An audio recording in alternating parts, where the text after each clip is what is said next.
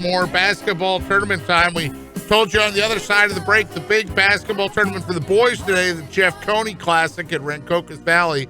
And, of course, 97.3 ESPN, proud to have our name associated with the girls basketball shootout in Ocean City. Our next guest is all over the hardwood, had a great piece. I guess it was, yesterday, about the different venues and the unique places that you can cover high school basketball and high school winter sports. And that is Mike McGarry from the Press of Atlantic City. Good morning, Michael. How are you? Hey, Pete, I'm good. How are you? Good. Let's start with that piece first and foremost. That had to be fun to write, and tell our listeners the gist of what it was and some of the places that made the list.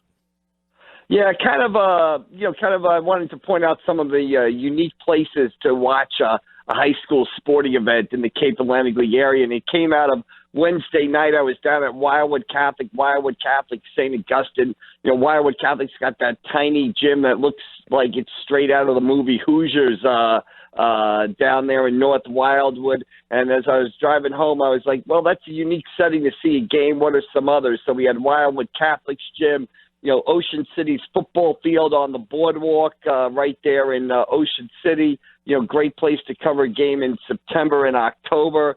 You know, Bridgeton baseball, Alden Field, kind of a minor league park out there in Bridgeton where the Bulldogs play baseball. You know, Atlantic City's gym, which has kind of hosted a tremendous amount of big games since, that school opened in 1994. Holy Spirit's gym, another great place where it's packed.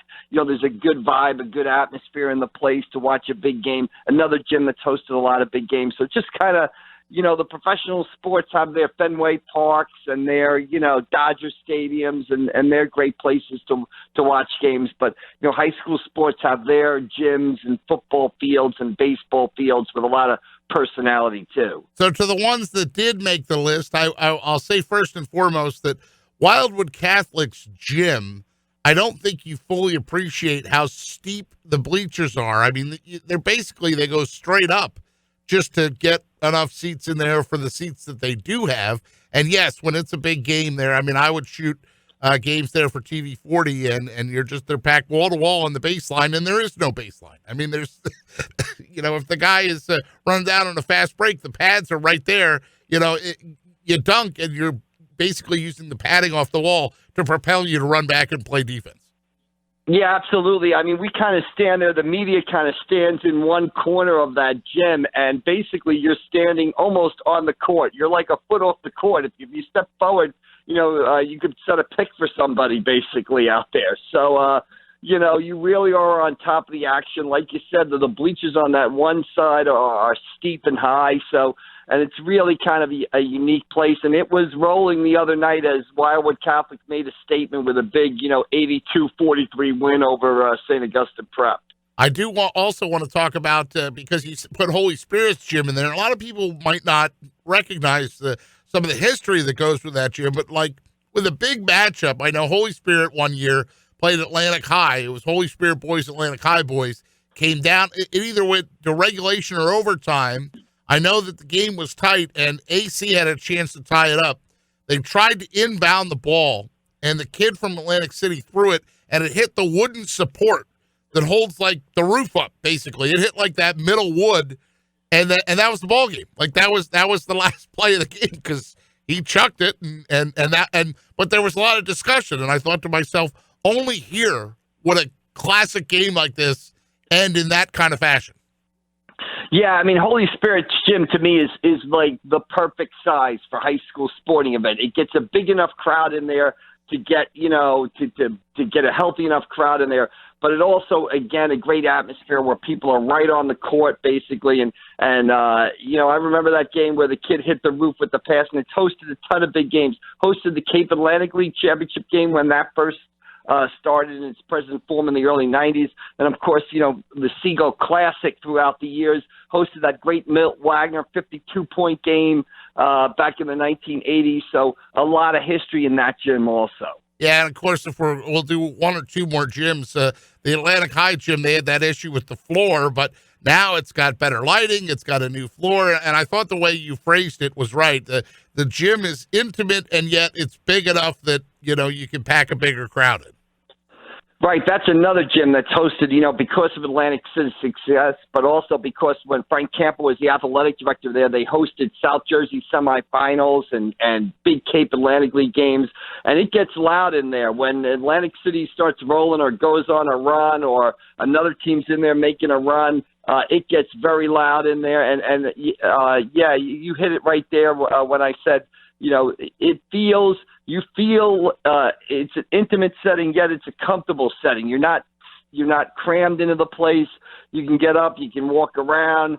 You don't have to get there 3 hours before the game to get a seat, basically, which is almost what you had to do at Wildwood Catholic on Wednesday night. So, and again, history, right? It's got not only big games by Atlantic City, not only big state tournament games, but the Great Battle by the Bay tournament, which comes out next week. Annually features some of the top teams in New Jersey. So a lot of history, a lot of great players in that Albany Avenue facility there. I would give an honorable mention to where the St. Joe boys and girls play their games, simply because there's a stage at one end, and the way the seating is, the floor itself is sort of in a lower bowl. And I'll also add on the fact that when I worked in Nebraska, Mike, there was a school that played their basketball games in the auditorium on the stage. So the stage for the musical and the stage for the play was also the floor for the basketball court. How bizarre was that, where you had both benches up against a brick wall, basically, and so you had three sides that were sort of open, and then the one end was, if the ball would rebound far off, like on a three-pointer or something like that, it might rebound off and then hit the wall. Oh, wall's out of play. Sorry, got to blow the whistle. Right, and that's really what makes high school sports unique. You mentioned St. Joe. When I see the St. Joe gym, I think of a swimming pool almost. It's like an empty swimming pool. It's got tile on the side like a swimming pool. It's kind of sunken down like a swimming pool. And all these settings are what makes high school sports unique, I think, and really gives some character and some added flavor to high school sports. Gyms like that where everything isn't, set and set in one way. Really adds some character to the game. And all these settings and stories like this are why we need you to subscribe to the Press of Atlantic City like I do. Got my paper in the blue bag this morning right on my doorstep. Thank you, Kim Johnson. I appreciate that he does that for me. All right, Mike McGarry is with us from the Press of Atlantic City. Not one, but two big events taking place this weekend in the area, big tournaments. You want to start with the Jeff Coney Classic up at Rancocas Valley today? Sure. Some great teams up there. 4 press area teams are up there. Holy Spirit plays Cherokee. Atlantic City plays Glassboro. St. Augustine plays Bordentown. And Wildwood Catholic plays Burlington Township up there. And you got games that are starting up there at about, 11:30 in the morning. Rancocas Valley has 2 gyms, and the games really run. Almost there's a game in every gym from about 11 in the morning through 7 o'clock at night. And if you want to see a top team in South Jersey, they're probably at the Jeff Coney Classic. And it's great just to go from, gym to gym and check out the action out there. So, really it should be a great day up there at Rancocas Valley. All right, that's the Jeff Coney Classic. I can't believe it's already been 25 years for the 97.3 ESPN girls basketball shootout. I mean, Ocean City, Tom Williams puts that event on, a great event over in Ocean City, Saturday and Sunday, 2 days. Yeah, hard to believe it. 25 years. I never would have guessed that. It seems like it's gone by in a blink of an eye. And it's an event that has featured a lot of the great girls teams in the Northeast. Really, they had Christ the King. Sue Bird came down and played in that event. And this year they've got another great schedule. A couple of games that interest me there. You got an Alma team that's 11-2 against the Wildwood girls, who have only 1 loss this season. That game's later today. I think that's an interesting game. You got Holy Spirit girls playing EHT today at noon. I think that's 2 teams that are kind of playing well and kind of maybe playing themselves into contention as far as the Cape Atlantic League tournament goes. And, of course, tomorrow it caps off with the 7 o'clock tomorrow night with the Mainland girls against the Ocean City girls. And it's always big and always interesting when those 2 teams play. Now, before you jumped on, I mentioned the fact that there's 3 McDonald's All-American nominees, Kylie Watson, who made the team, Siani Red Howard from Atlantic City, Bella Runyon. That Runyon name sounds familiar from Morristown Friends. Right, absolutely. And three great players there. And, of course, Kylie is a McDonald's All-American and the first girl from the press area to get that honor. And a great moment last night down at Middle Township as Mainland beat Middle Township 40-38. But before the game, the Middle Township people presented Kylie with flowers for being named the McDonald's All-American. And, a packed gym, stood up and gave her a standing ovation, and a really great moment before that game last night. Wow, that's awesome. And then how did she pay him back? They were buttering her up. They almost Middle Township almost pulled off the win. Right. Well, Kylie went out, and I think Scott Betts in the story. I have we have a story in the paper online. There's some quotes in the story, and Scott Betts, and the Mainland coach, said before the game, he said he told last thing he said to Kylie was go out and play like an All-American. And she did. She had 20 points and 7 rebounds, scored all but 3 of Mainland's points in the second half. Mainland holds off Middle Township 40-38 right now. And you got a Mainland team that at one point, was struggling a little bit. Cameron Dirks, the point guard, out with a broken foot. They were kind of adjusting to not having her in the lineup. They lost 3 in a row at one point. They were 3-3. Well, now they won 7 in a row after last night's win, and will take a 10-3 record into the big game against Ocean City on Sunday night. Yeah, Middle is always so well coached by John Leahy. Plus, he's got a good junior and Kate Hurley and senior forward Kira Sides. Just unbelievable that he year after year, Middle always seems to be there. Yeah, and they're having a great season right now. They just couldn't seem to make a shot last night. In the last couple of minutes of that game, nobody could make a shot. Mainland won despite going 1 for 8 from the foul line in the final 3 minutes of the game. I don't think I've ever seen that before, but Mainland, it gets a big bucket from Cadence Fitzgerald in the closing in the final minute. And those are two teams that we know will be there when the Cape Atlantic League tournament starts.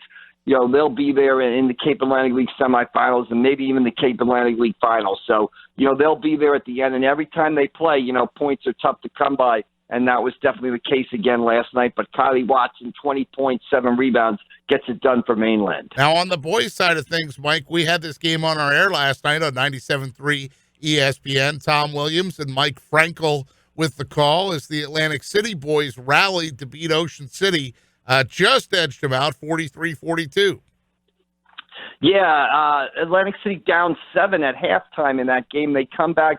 Ocean City has some opportunities in the final seconds to kind of maybe tie that game or even take the lead, but they can't cash in. And Atlantic City boys, much like the Mainland girls, Atlantic City boys got off to that slow start this season. They were coming off a 10-15 record last year. They started 1-3, and I remember – after they lost to Holy Spirit, I kind of got Gene Allen aside, the Atlantic City boys coach, and I kind of said, "Are you worried?" And he just shook his head no. And obviously he knew what was going on because, from that 1-3 start, they're now 10-3. They won 9 in a row.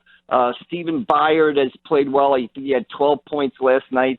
Tariq Chapman, an Atlantic City senior, having a very good season, and he's a guy, that does a little bit of everything for him. He grabs a rebound, he gets a putback, he deflects a pass out of bounds, he gets a steal, he sinks a three-pointer. So it's an Atlantic City team that is doing it with energy, doing it with defense, and they're 10-3, and they'll go for another win when they play Glassboro up at the Jeff Coney Classic today as they try to put themselves in position to make the Cape Atlantic League tournament and get themselves a good seed in the South Jersey Group 4 tournament as well. Now, on the girls' side of things, Abby Fenton was the hero for Ocean City for the girls last night, and that was at AC on the road. Yeah, and again, right there you've got Atlantic City and Ocean City, two teams, Cape Atlantic League contenders. It's funny, last night you almost had a mini Cape Atlantic League in-season tournament where we can kind of assess where the contenders are, with Mainland playing at Middle and Atlantic City hosting Ocean City. And Abby Fenton, we did our maybe a good luck for me, good karma for me. I did our My Life story on Abby this week. It runs in the paper on Friday. And what does she do Friday night? She goes out and hits a winning three-pointer with about 40 seconds left. Ocean City again, and we have a little bit of a theme here. Ocean City, a team that started off struggling. played a very tough schedule early on. They were 1-5 at one point. Everybody's like, what's wrong with Ocean City? Nobody's asking what's wrong with Ocean City now. Last night was their 7th win in a row, I believe. They're 8-5. And again, they're in prime contention for the Cape Atlantic League tournament in South Jersey Group 3. And again, as we mentioned before, the big game with Mainland tomorrow night at 7 o'clock in the 97.3 ESPN shootout over there in Ocean City. Good job to plug 97.3 ESPN, the girls basketball shootout. Yes. St. Joe, by the way, we talked about their gym. Hey, the St. Joe boys are quietly 9-2. Yeah, they got a really good player, a sophomore, Dan Skillings. He had a big night last night as they beat Millville. I think he had more than 30 points last night. He's really one of the top sophomores in South Jersey. 6'3", 6'4", can shoot from the outside, can penetrate, create shots for himself and his teammates. You throw in him with junior guard Marcus Pierce, and Paul Rodeo has a nice little 1-2 punch, or a very good 1-2 punch over there at St. Joe. Their only losses this season on the road at Atlantic City and on the road at Wildwood Catholic. So a great job by the Wildcats, and two players there, especially Skillings and Marcus Pierce, that we got to keep our eye on as the season progresses going forward. Paul Rodeo Jr., the coach out there, and yes, St. Joe with a good run right now, 9-2. Keeping an eye on Daniel Skillings, as the guy says, Mike McGarry. Hey, Mike, let's end with this. I threw this up as our Saturday Twitter question. I know you have an opinion. After 16 seasons with the New York Giants, Eli Manning hangs up his cleats. Is Eli Manning a Pro Football Hall of Famer? Yes or no, and why? Well, you're throwing me a softball there, Pete. Of course, he's a Hall of Famer, 2-time Super Bowl MVP, the second greatest New York Giant in the history of the franchise, and that's a franchise, steep in NFL history. I would put him number 2 in New York Giant history, behind linebacker Lawrence Taylor. To beat an undefeated Patriots team in the Super Bowl, made one of the great throws in Super Bowl history in the second Super Bowl, the pass to Mario Manningham in the fourth quarter on the sideline, one of the great throws in Super Bowl history. And, I think the other thing you got to look at, his durability, more than 200 straight starts, never missed a game. And my favorite stat for him, just road playoff wins, 8-3 record in the playoffs, 5 road playoff wins. And just for comparison, the Philadelphia Eagles have 5 road playoff wins since 1949. Eli has 5 in his career.